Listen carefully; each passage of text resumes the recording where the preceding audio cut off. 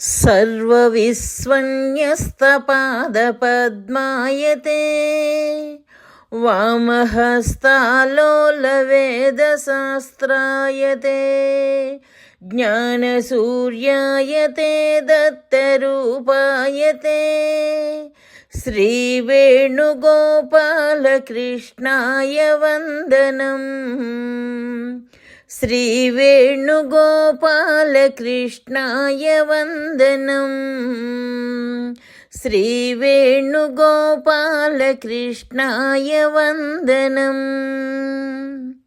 శ్రీదత్తవేదము అక్షర ప్రసాదము మహాభావము 14/3/93 ఉదయం 3:30 శ్రీ దత్తభక్తులకు శ్రీ దత్తప్రభువులు దర్శనమిచ్చి ఇలా వచించారు.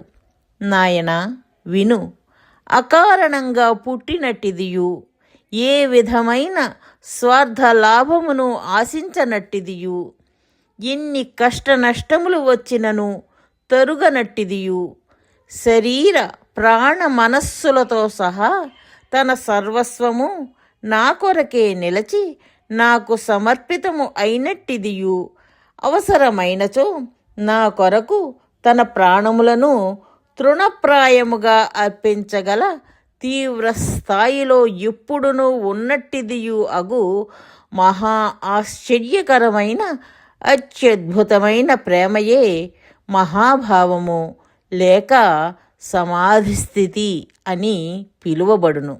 అదియే భక్తి అనబడును. భగవంతుని పొందుటకు, ఆయనలో లీనమగుటకు ఈ భక్తి తప్ప రెండవ మార్గము లేదు.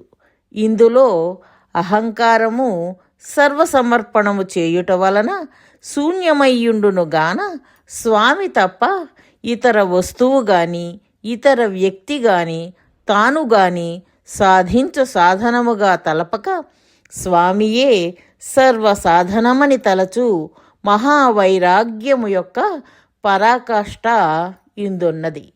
జ్ఞాన మార్గమున గాని కర్మ మార్గమున గాని యోగ మార్గమున గాని నీవు చేయు ప్రయత్నము సాధనము అను అహంకారముతో కూడియుండుట వలన నా యొక్క కరుణను సాధించుటకు వీలు పడదు. భక్తి ఒక్కటియే స్వామిలో కరుణను ప్రేమను కలుగచేయగలదు. ఇట్టి భక్తితో కూడిన ఏ విధములైన క్రియలు గాని ఏ విధములైన వాక్కులు గాని ఏ విధములైన భావములు గాని పరిపూర్ణమైన శక్తివంతమైన ఆరాధనలే అగుచున్నవి అని వచించారు.